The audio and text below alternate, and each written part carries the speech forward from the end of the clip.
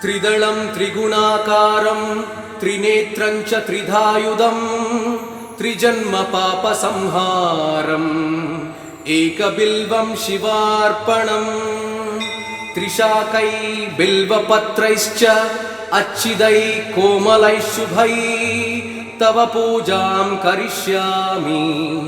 एकबिल्वं शिवार्पणम् कोटिकन्या महादानं तिलपर्वतकोटयः काञ्चनं क्षीरदानेन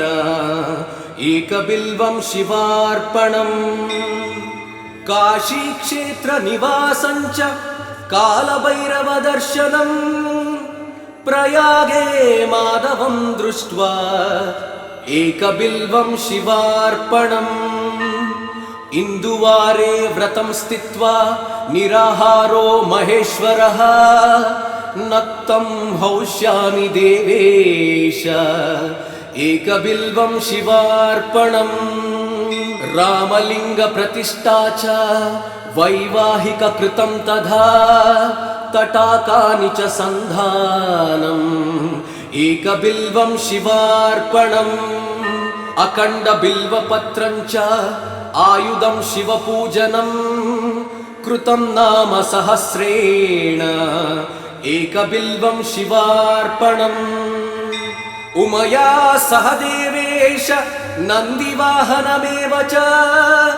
भस्मलेपन सर्वाङ्गम् एकबिल्वं शिवार्पणम् सालग्रामेण विप्राणां तटाकं दशकूपयो यज्ञकोटिसहस्रश्च एकबिल्वं शिवार्पणम् दन्तिकोटिसहस्रेषु अश्वमेधशतक्रतौ कोटिकन्या महादानम् एकबिल्वं शिवार्पणम्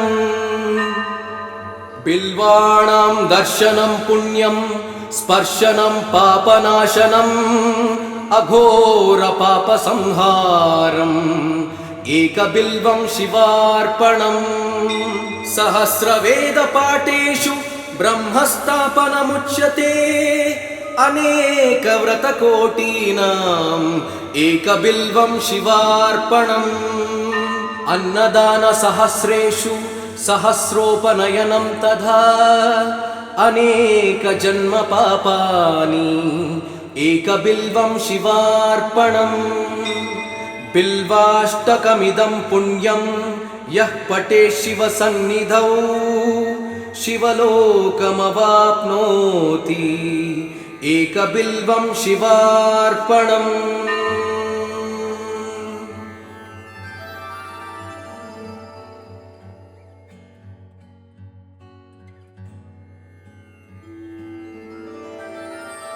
त्रिदलं त्रिगुणाकारं त्रिनेत्रं च त्रिधायुधं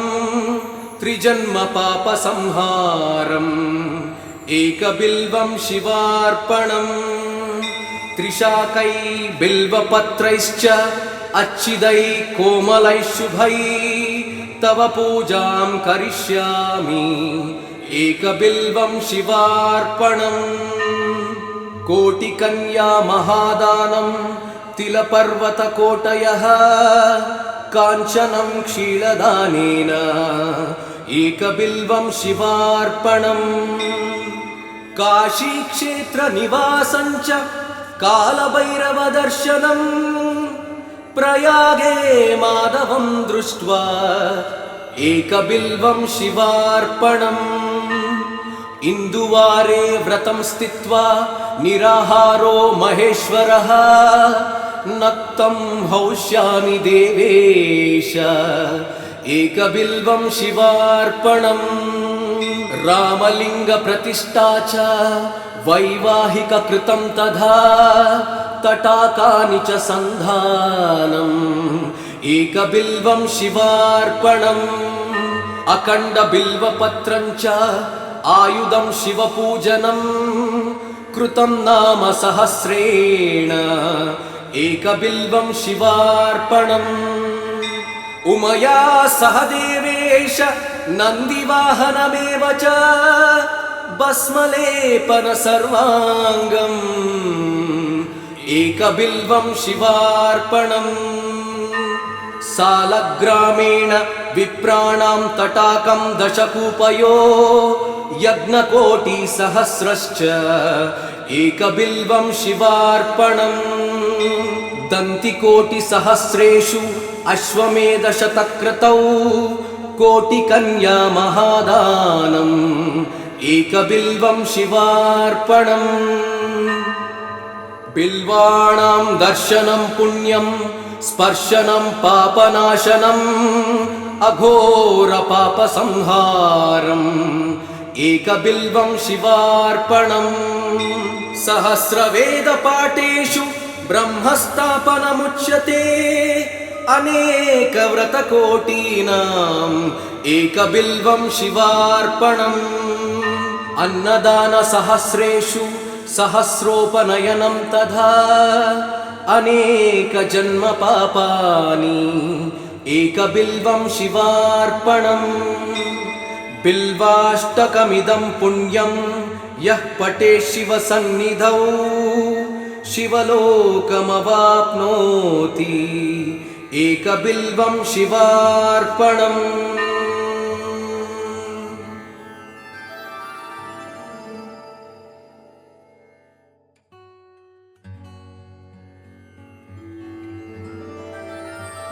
त्रिदलं त्रिगुणाकारं त्रिनेत्रं च त्रिधायुधं त्रिजन्मपापसंहारम् एकबिल्वं शिवार्पणम् त्रिशाकै बिल्वपत्रैश्च अच्छिदैः कोमलैः शुभैः तव पूजां करिष्यामि एकबिल्वं शिवार्पणम् कोटिकन्या महादानं तिलपर्वतकोटयः काञ्चनं क्षीरदानेन एकबिल्वं शिवार्पणम् काशीक्षेत्रनिवासं च कालभैरवदर्शनम् प्रयागे माधवं दृष्ट्वा एकबिल्वं शिवार्पणम् इन्दुवारे व्रतं स्थित्वा निराहारो महेश्वरः नक्तं हौष्यामि देवेश एकबिल्वं शिवार्पणम् रामलिङ्गप्रतिष्ठा च वैवाहिककृतं तथा तटाकानि च सन्धानम्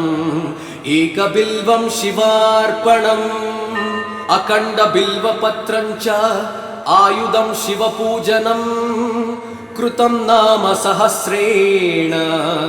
एकबिल्वं शिवार्पणम् उमया सह देवेश नन्दिवाहनमेव च भस्मलेपन सर्वाङ्गम् एकबिल्वं शिवार्पणम् सालग्रामेण विप्राणां तटाकं दशकूपयो यज्ञकोटिसहस्रश्च एकबिल्वं शिवार्पणम् दन्तिकोटिसहस्रेषु अश्वमेधशतक्रतौ कोटिकन्या महादानम् एकबिल्वं शिवार्पणम् बिल्वाणां दर्शनं पुण्यं स्पर्शनं पापनाशनम् अघोरपापसंहारम् एकबिल्वं शिवार्पणम् सहस्रवेदपाठेषु ब्रह्मस्थापनमुच्यते अनेकव्रतकोटीनाम् एकबिल्वं शिवार्पणम् अन्नदानसहस्रेषु सहस्रोपनयनं तथा अनेकजन्मपापानि एकबिल्वं शिवार्पणम् बिल्वाष्टकमिदं पुण्यं यः पठेत् शिवसन्निधौ शिवलोकमवाप्नोति एकबिल्वं शिवार्पणम्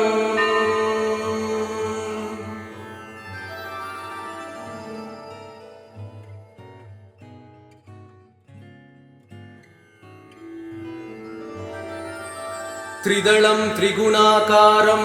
त्रिनेत्रं च त्रिधायुधं त्रिजन्मपापसंहारम् एकबिल्वं शिवार्पणम् त्रिशाकै बिल्वपत्रैश्च अच्छिदै कोमलैः शुभै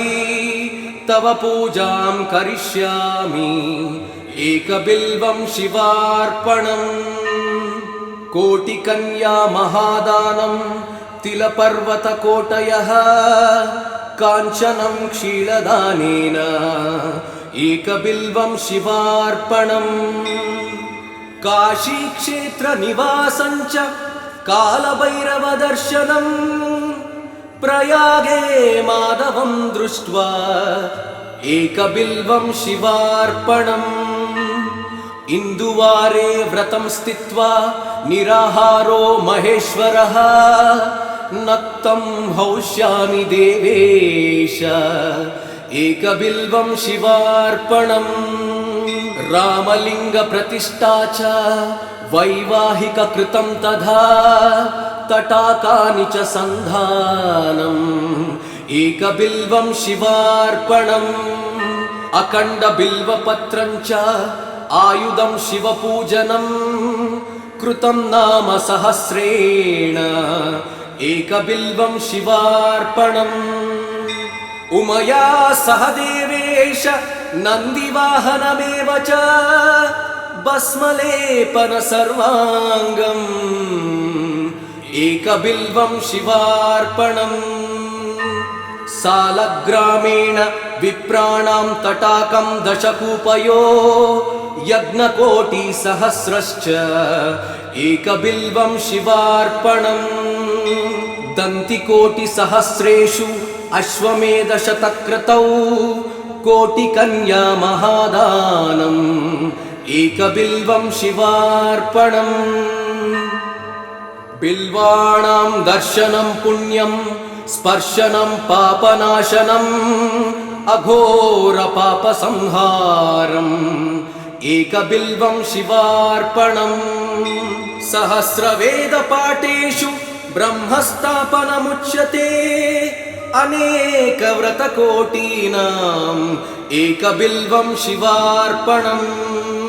अन्नदानसहस्रेषु सहस्रोपनयनं तथा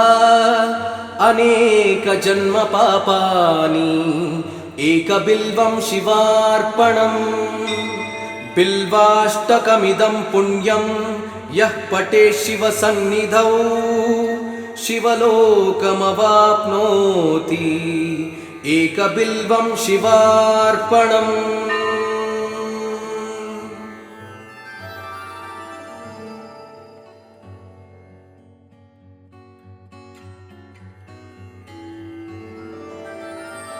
त्रिदलं त्रिगुणाकारं त्रिनेत्रं च त्रिधायुधं त्रिजन्मपापसंहारम् एकबिल्वं शिवार्पणम्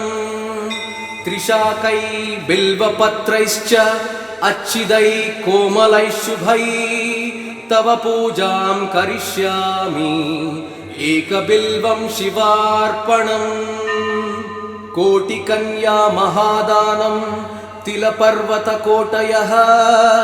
काञ्चनं क्षीरदानेन एकबिल्वं शिवार्पणम् काशीक्षेत्रनिवासं च कालभैरवदर्शनम् प्रयागे माधवं दृष्ट्वा एकबिल्वं शिवार्पणम् इन्दुवारे व्रतं स्थित्वा निराहारो महेश्वरः नक्तं हौष्यामि देवेश एकबिल्वं शिवार्पणम् रामलिङ्गप्रतिष्ठा च वैवाहिककृतं तथा तटाकानि च सन्धानम् एकबिल्वं शिवार्पणम् अखण्डबिल्वपत्रं च आयुधं शिवपूजनं कृतं नाम सहस्रेण एकबिल्वं शिवार्पणम् उमया सह देवेश नन्दिवाहनमेव च भस्मलेपन सर्वाङ्गम्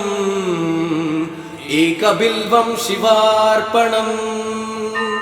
सालग्रामेण विप्राणां तटाकं दशकूपयो यज्ञकोटिसहस्रश्च एकबिल्वं शिवार्पणम् दन्तिकोटिसहस्रेषु अश्वमेधशतक्रतौ कोटिकन्या महादानम् एकबिल्वं शिवार्पणम् बिल्वाणां दर्शनं पुण्यं स्पर्शनं पापनाशनम् अघोरपापसंहारम् एकबिल्वं शिवार्पणम् सहस्रवेदपाठेषु ब्रह्मस्थापनमुच्यते अनेकव्रतकोटीनाम् एकबिल्वं शिवार्पणम् अन्नदानसहस्रेषु सहस्रोपनयनं तथा अनेकजन्मपापानि एकबिल्वं शिवार्पणम् बिल्वाष्टकमिदं पुण्यं यः पठे शिवसन्निधौ शिवलोकमवाप्नोति एकबिल्वं शिवार्पणम्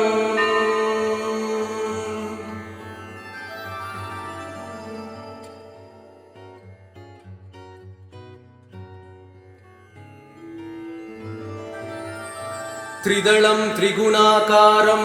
त्रिनेत्रं च त्रिधायुधं त्रिजन्मपापसंहारम् एकबिल्वं शिवार्पणम् त्रिशाकै बिल्वपत्रैश्च अच्छिदैः कोमलैः शुभैः तव पूजां करिष्यामि एकबिल्वं शिवार्पणम् कोटिकन्या महादानं तिलपर्वतकोटयः काञ्चनं क्षीरदानेन एकबिल्वं शिवार्पणम् काशीक्षेत्रनिवासं च कालभैरवदर्शनम् प्रयागे माधवं दृष्ट्वा एकबिल्वं शिवार्पणम् इन्दुवारे व्रतं स्थित्वा निराहारो महेश्वरः नक्तं हौष्यामि देवेश एकबिल्वं शिवार्पणम् रामलिङ्गप्रतिष्ठा च वैवाहिककृतं तथा तटाकानि च सन्धानम् एकबिल्वं शिवार्पणम् अखण्डबिल्वपत्रं च आयुधं शिवपूजनं कृतं नाम सहस्रेण एकबिल्वं शिवार्पणम् उमया सह देवेश नन्दिवाहनमेव च भस्मलेपन सर्वाङ्गम् एकबिल्वं शिवार्पणम्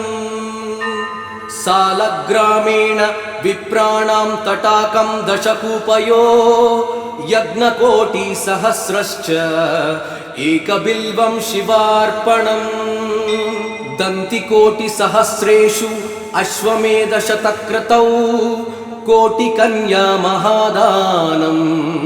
एकबिल्वं शिवार्पणम् बिल्वाणां दर्शनं पुण्यं स्पर्शनं पापनाशनम् अघोरपापसंहारम् एकबिल्वं शिवार्पणम् सहस्रवेदपाठेषु ब्रह्मस्थापनमुच्यते अनेकव्रतकोटीनाम् एकबिल्वं शिवार्पणम् अन्नदानसहस्रेषु सहस्रोपनयनं तथा अनेकजन्मपापानि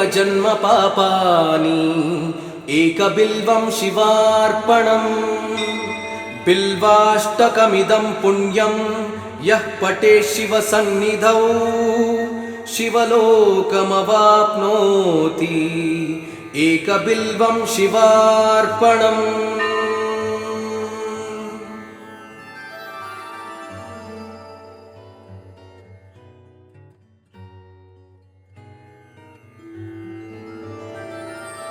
त्रिदलं त्रिगुणाकारं त्रिनेत्रं च त्रिधायुधं त्रिजन्मपापसंहारम् एकबिल्वं शिवार्पणम् त्रिशाकै बिल्वपत्रैश्च अच्छिदै कोमलैः शुभै तव पूजां करिष्यामि एकबिल्वं शिवार्पणम् कोटिकन्या महादानं तिलपर्वतकोटयः काञ्चनं क्षीरदानेन एकबिल्वं शिवार्पणम् काशीक्षेत्रनिवासं च कालभैरवदर्शनम् प्रयागे माधवं दृष्ट्वा एकबिल्वं शिवार्पणम् इन्दुवारे व्रतं स्थित्वा निराहारो महेश्वरः नक्तं हौष्यामि देवेश एकबिल्वं शिवार्पणम् रामलिङ्गप्रतिष्ठा च वैवाहिककृतं तथा तटाकानि च सन्धानम् एकबिल्वं शिवार्पणम् अखण्डबिल्वपत्रं च आयुधं शिवपूजनम् कृतं नाम सहस्रेण एकबिल्वं शिवार्पणम् उमया सह देवेश नन्दिवाहनमेव च भस्मलेपन सर्वाङ्गम् एकबिल्वं शिवार्पणम् सालग्रामेण विप्राणां तटाकं दशकूपयो यज्ञकोटिसहस्रश्च एकबिल्वं शिवार्पणम् दन्तिकोटिसहस्रेषु अश्वमेधशतक्रतौ कोटिकन्या महादानम् एकबिल्वं शिवार्पणम् बिल्वाणां दर्शनं पुण्यं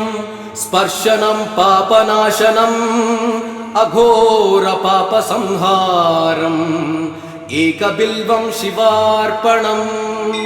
सहस्रवेदपाठेषु ब्रह्मस्थापनमुच्यते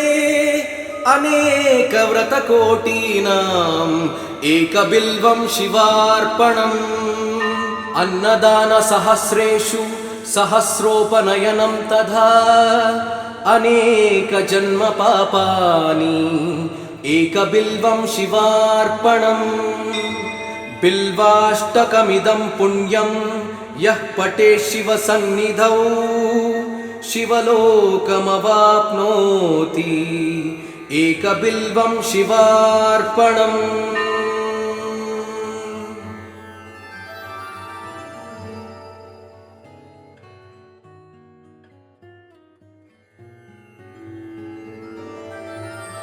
त्रिदलं त्रिगुणाकारं त्रिनेत्रं च त्रिधायुधं त्रिजन्मपापसंहारम् एकबिल्वं शिवार्पणम् त्रिशाकै बिल्वपत्रैश्च अच्छिदै कोमलैः शुभै तव पूजां करिष्यामि एकबिल्वं शिवार्पणम् कोटिकन्या महादानं तिलपर्वतकोटयः काञ्चनं क्षीरदानेन एकबिल्वं शिवार्पणम् काशीक्षेत्रनिवासं च कालभैरवदर्शनम् प्रयागे माधवं दृष्ट्वा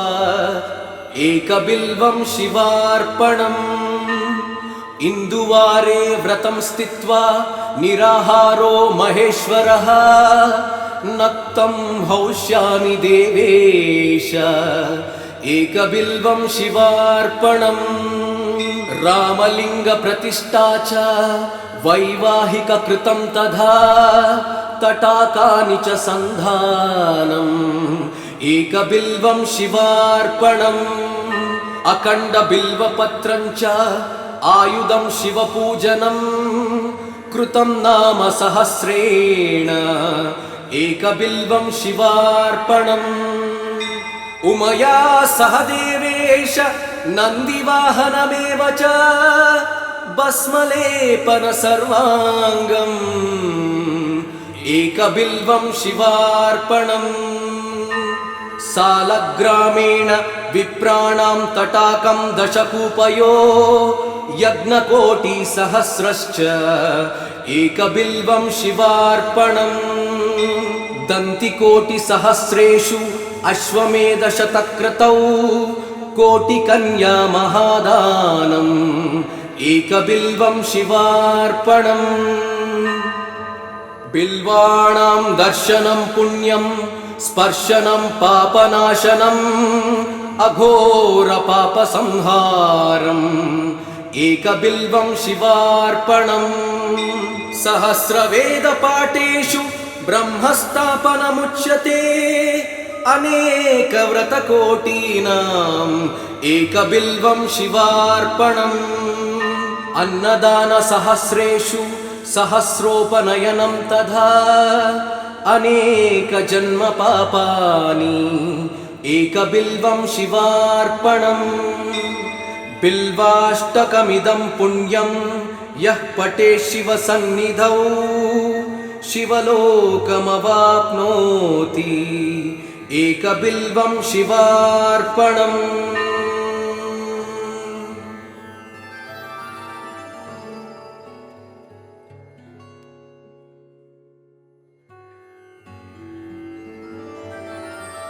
त्रिदलं त्रिगुणाकारं त्रिनेत्रं च त्रिधायुधं त्रिजन्मपापसंहारम् एकबिल्वं शिवार्पणम् त्रिशाकै बिल्वपत्रैश्च अच्छिदै कोमलैः शुभै तव पूजां करिष्यामि एकबिल्वं शिवार्पणम्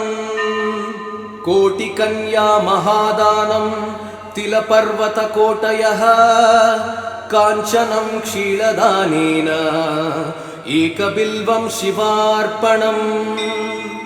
काशीक्षेत्रनिवासं च कालभैरवदर्शनम् प्रयागे माधवं दृष्ट्वा एकबिल्वं शिवार्पणम् इन्दुवारे व्रतं स्थित्वा निराहारो महेश्वरः नक्तं हौष्यामि देवेश एकबिल्वं शिवार्पणम् रामलिङ्गप्रतिष्ठा च वैवाहिककृतं तथा तटाकानि च सन्धानम् एकबिल्वं शिवार्पणम् अखण्डबिल्वपत्रं च आयुधं शिवपूजनं कृतं नाम सहस्रेण एकबिल्वं शिवार्पणम् उमया सह देवेश नन्दिवाहनमेव च भस्मलेपन सर्वाङ्गम्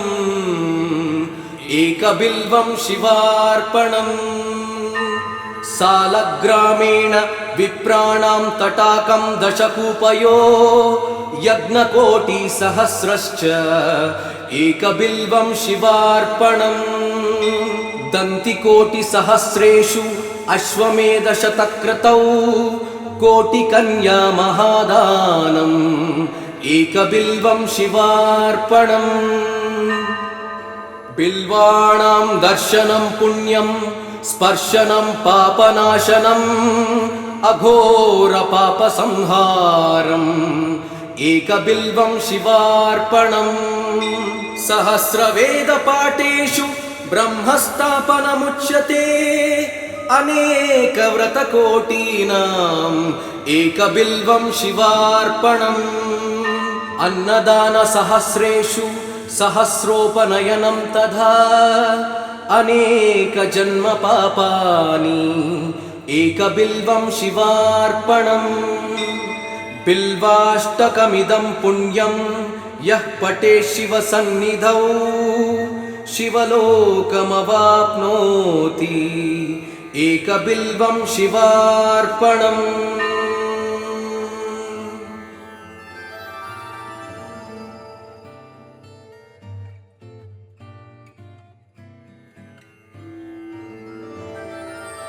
त्रिदलं त्रिगुणाकारं त्रिनेत्रं च त्रिधायुधं त्रिजन्मपापसंहारम् एकबिल्वं शिवार्पणम् त्रिशाकै बिल्वपत्रैश्च अच्छिदै कोमलैः शुभै तव पूजां करिष्यामि एकबिल्वं शिवार्पणम् कोटिकन्या महादानं तिलपर्वतकोटयः काञ्चनं क्षीलदानेन एकबिल्वं शिवार्पणम् काशीक्षेत्रनिवासं च कालभैरवदर्शनम् प्रयागे माधवं दृष्ट्वा एकबिल्वं शिवार्पणम् इन्दुवारे व्रतं स्थित्वा निराहारो महेश्वरः नक्तं हौष्यामि देवेश एकबिल्वं शिवार्पणम् रामलिङ्गप्रतिष्ठा च वैवाहिककृतं तथा तटाकानि च सन्धानम् एकबिल्वं शिवार्पणम् अखण्डबिल्वपत्रं च आयुधं शिवपूजनं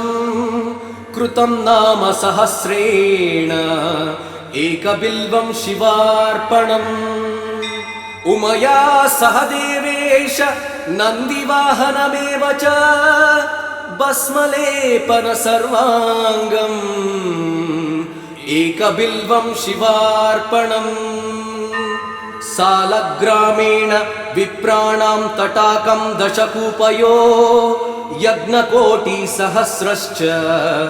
एकबिल्वं शिवार्पणम्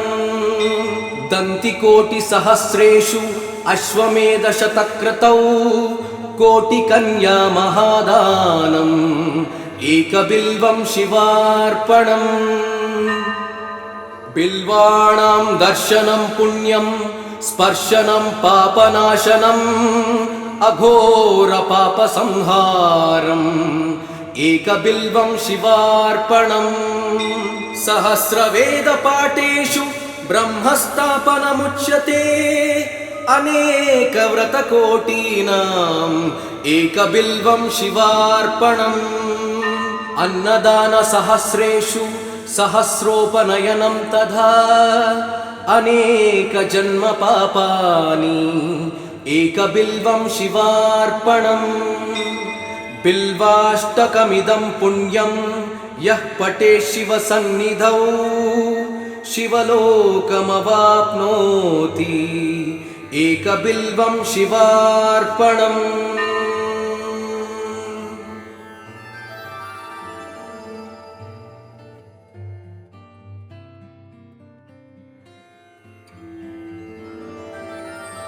त्रिदलं त्रिगुणाकारं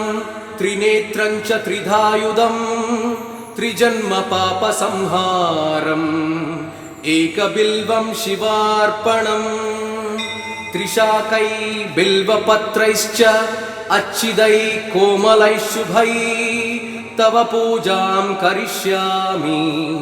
एकबिल्वं शिवार्पणम् कोटिकन्या महादानं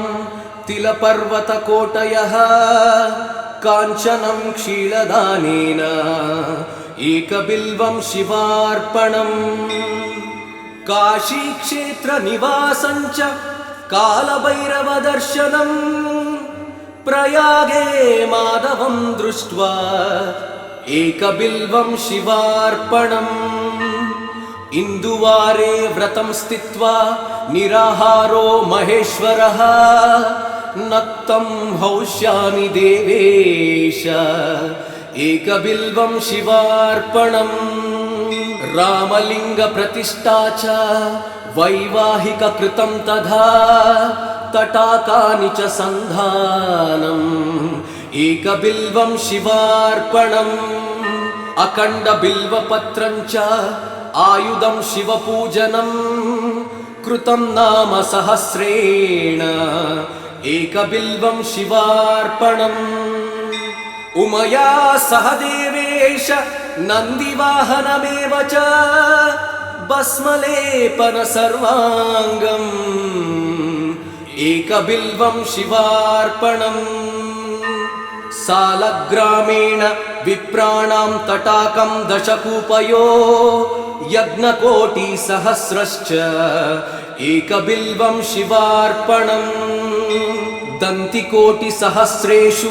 अश्वमेधशतक्रतौ कोटिकन्या महादानम् एकबिल्वं शिवार्पणम् बिल्वाणां दर्शनं पुण्यं स्पर्शनं पापनाशनम् अघोरपापसंहारम् एकबिल्वं शिवार्पणम् सहस्रवेदपाठेषु ब्रह्मस्थापनमुच्यते अनेकव्रतकोटीनाम् एकबिल्वं शिवार्पणम् अन्नदानसहस्रेषु सहस्रोपनयनं तथा अनेकजन्मपापानि एकबिल्वं शिवार्पणम् बिल्वाष्टकमिदं पुण्यं यः पठेत् शिवसन्निधौ शिवलोकमवाप्नोति एकबिल्वं शिवार्पणम्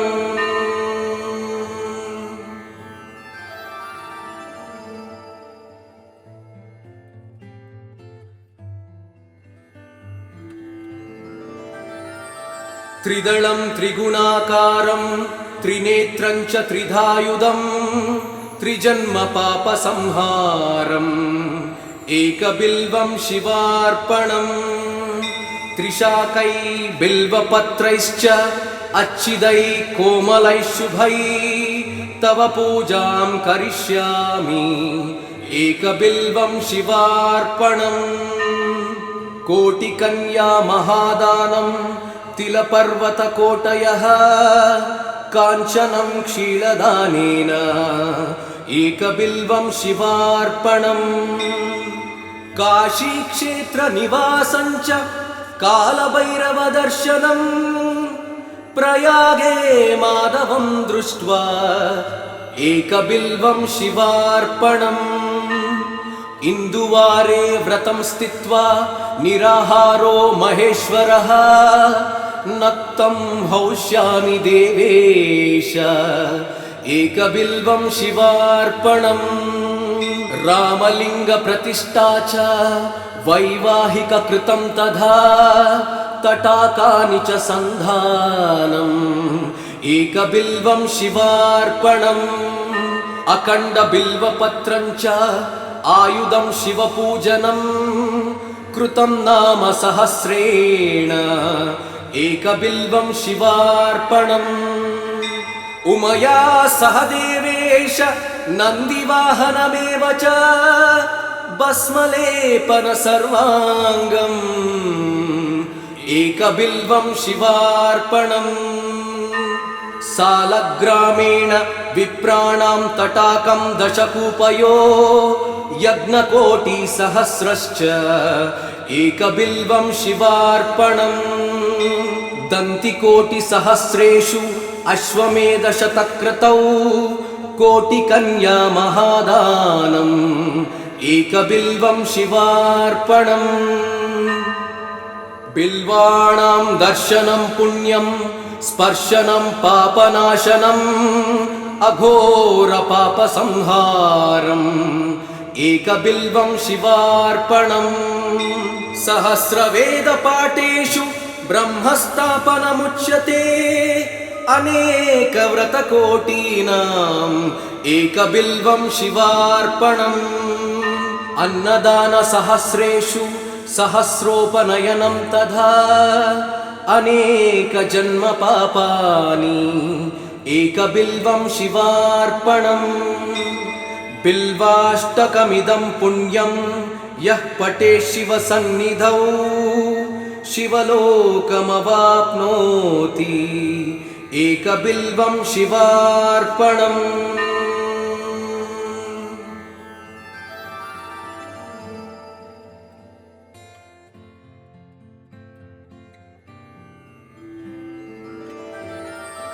त्रिदलं त्रिगुणाकारं त्रिनेत्रं च त्रिधायुधं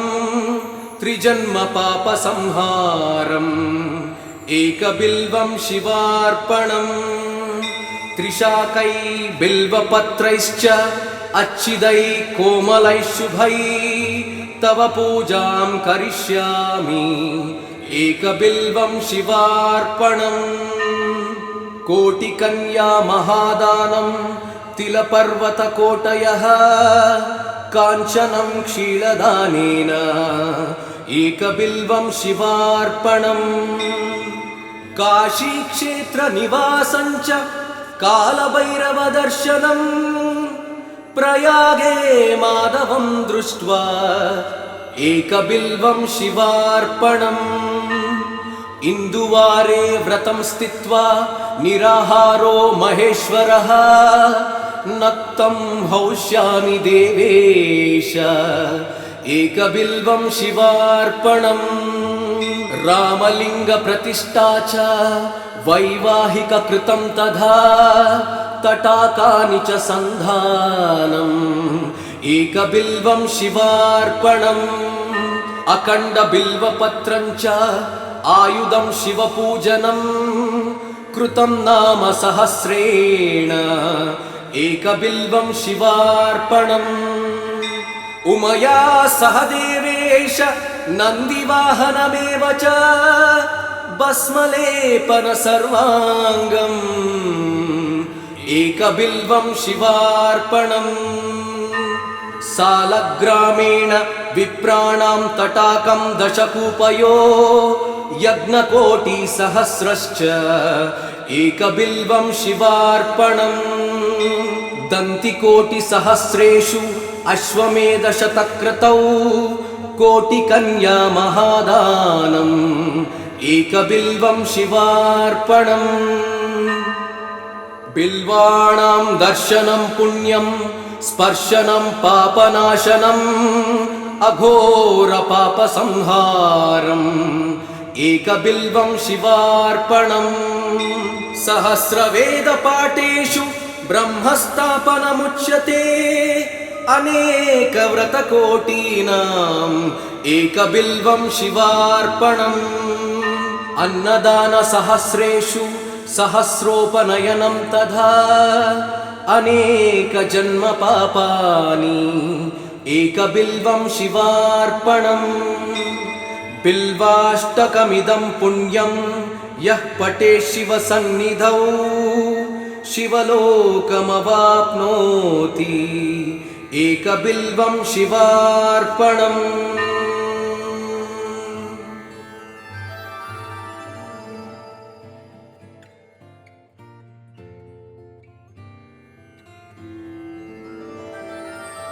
त्रिदलं त्रिगुणाकारं त्रिनेत्रं च त्रिधायुधं त्रिजन्मपापसंहारम् एकबिल्वं शिवार्पणम् त्रिशाकै बिल्वपत्रैश्च अच्छिदै कोमलैः शुभै तव पूजां करिष्यामि एकबिल्वं शिवार्पणम् कोटिकन्या महादानं तिलपर्वतकोटयः काञ्चनं क्षीरदानेन एकबिल्वं शिवार्पणम् काशीक्षेत्रनिवासं च कालभैरवदर्शनम् प्रयागे माधवं दृष्ट्वा एकबिल्वं शिवार्पणम् इन्दुवारे व्रतं स्थित्वा निराहारो महेश्वरः नक्तं हौष्यामि देवेश एकबिल्वं शिवार्पणम् रामलिङ्गप्रतिष्ठा च वैवाहिककृतं तथा तटाकानि च सन्धानम् एकबिल्वं शिवार्पणम् अखण्डबिल्वपत्रं च आयुधं शिवपूजनम् कृतं नाम सहस्रेण एकबिल्वं शिवार्पणम् उमया सह देवेश नन्दिवाहनमेव च भस्मलेपन सर्वाङ्गम् एकबिल्वं शिवार्पणम् सालग्रामेण विप्राणां तटाकं दशकूपयो यज्ञकोटिसहस्रश्च एकबिल्वं शिवार्पणम् दन्तिकोटिसहस्रेषु अश्वमेधशतक्रतौ कोटिकन्या महादानम् एकबिल्वं शिवार्पणम् बिल्वाणां दर्शनं पुण्यं स्पर्शनं पापनाशनम् अघोरपापसंहारम् एकबिल्वं शिवार्पणम् सहस्रवेदपाठेषु ब्रह्मस्थापनमुच्यते अनेकव्रतकोटीनाम् एकबिल्वं शिवार्पणम् अन्नदानसहस्रेषु सहस्रोपनयनं तथा अनेकजन्मपापानि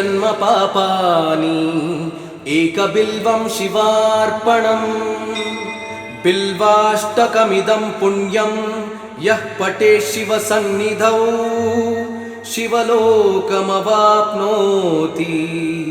एकबिल्वं शिवार्पणम्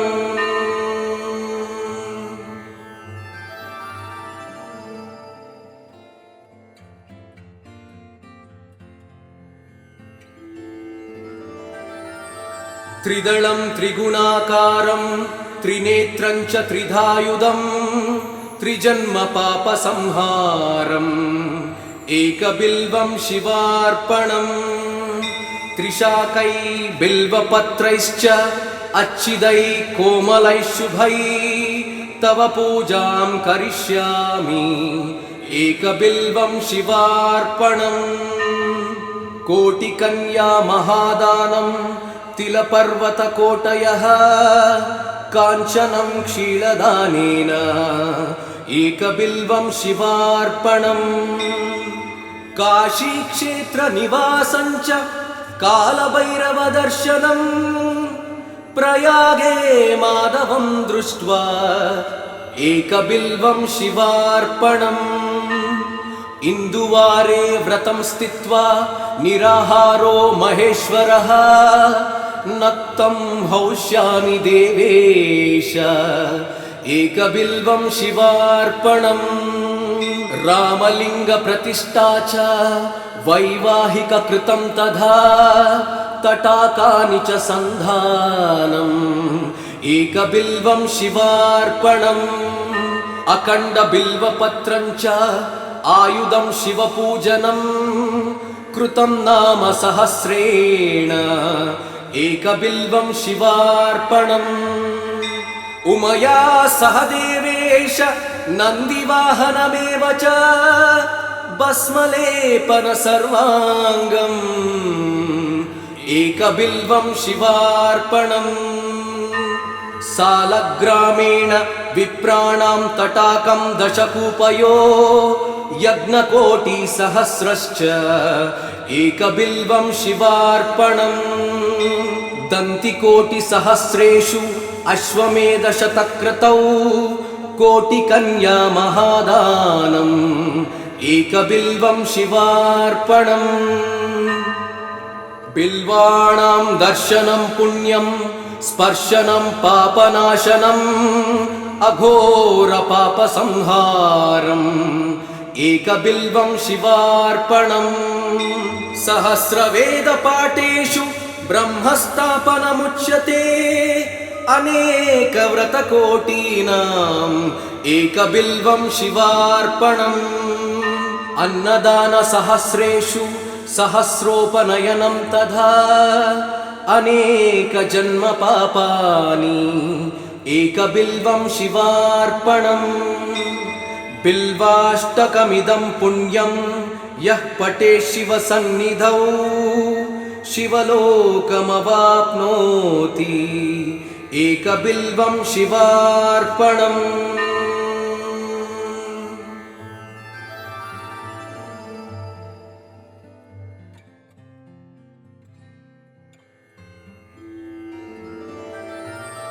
त्रिदलं त्रिगुणाकारं त्रिनेत्रं च त्रिधायुधं त्रिजन्मपापसंहारम् एकबिल्वं शिवार्पणम् त्रिशाकै बिल्वपत्रैश्च अच्छिदै कोमलै शुभै तव पूजां करिष्यामि एकबिल्वं शिवार्पणम् कोटिकन्या महादानं तिलपर्वतकोटयः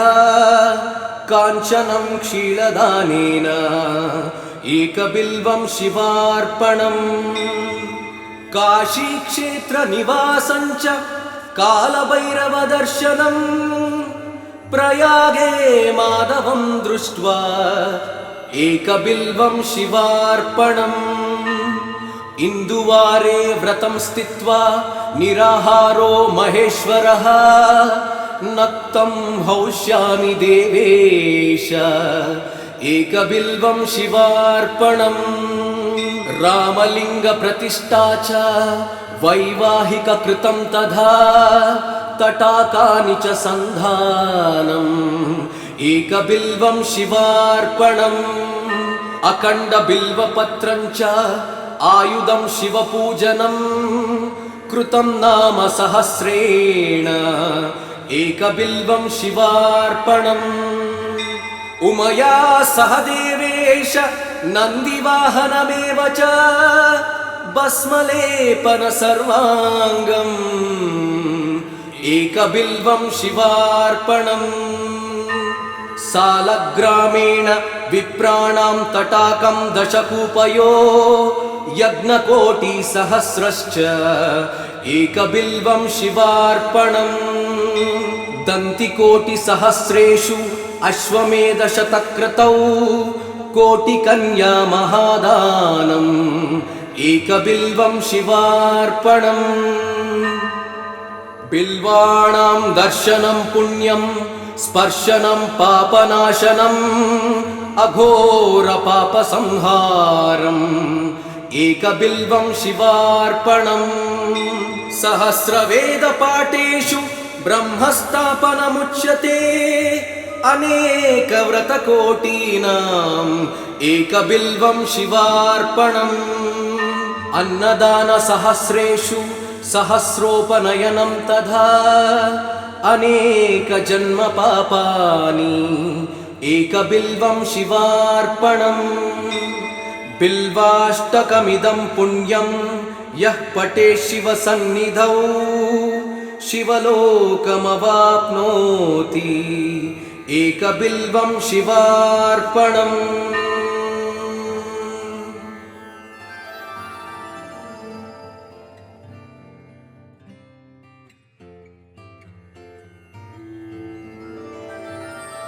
त्रिदलं त्रिगुणाकारं त्रिनेत्रं च त्रिधायुधं त्रिजन्मपापसंहारम् एकबिल्वं शिवार्पणम् त्रिशाकै बिल्वपत्रैश्च अच्छिदै कोमलै शुभै तव पूजां करिष्यामि एकबिल्वं शिवार्पणम् कोटिकन्या महादानं तिलपर्वतकोटयः काञ्चनं क्षीलदानेन एकबिल्वं शिवार्पणम् काशीक्षेत्रनिवासं च कालभैरवदर्शनम् प्रयागे माधवं दृष्ट्वा एकबिल्वं शिवार्पणम् इन्दुवारे व्रतं स्थित्वा निराहारो महेश्वरः नक्तं हौष्यामि देवेश एकबिल्वं शिवार्पणम् रामलिङ्गप्रतिष्ठा च वैवाहिककृतं तथा तटाकानि च सन्धानम् एकबिल्वं शिवार्पणम् अखण्डबिल्वपत्रं च आयुधं शिवपूजनम् कृतं नाम सहस्रेण एकबिल्वं शिवार्पणम् उमया सह देवेश नन्दिवाहनमेव च भस्मलेपन सर्वाङ्गम् एकबिल्वं शिवार्पणम् सालग्रामेण विप्राणां तटाकं दशकूपयो यज्ञकोटिसहस्रश्च एकबिल्वं शिवार्पणम् दन्तिकोटिसहस्रेषु अश्वमेधशतक्रतौ कोटिकन्या महादानम् एकबिल्वं शिवार्पणम् बिल्वाणां दर्शनं पुण्यं स्पर्शनं पापनाशनम् अघोरपापसंहारम् एकबिल्वं शिवार्पणम् सहस्रवेदपाठेषु ब्रह्मस्थापनमुच्यते अनेकव्रतकोटीनाम् एकबिल्वं शिवार्पणम् अन्नदानसहस्रेषु सहस्रोपनयनं तथा अनेकजन्मपापानि एकबिल्वं शिवार्पणम् बिल्वाष्टकमिदं पुण्यं यः पठेत् शिवसन्निधौ शिवलोकमवाप्नोति एकबिल्वं शिवार्पणम्